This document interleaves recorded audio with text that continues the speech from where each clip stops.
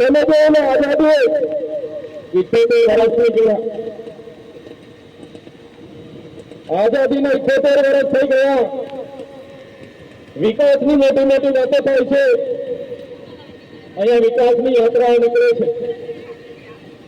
આજે પણ આદિવાસી સમાજ પોતાના હક અધિકાર માટે અહીંયા રોડ પર બેઠો છે। આજે પણ આદિવાસી સમાજ શાળાઓ માટે રોડ પર ઉતરે છે।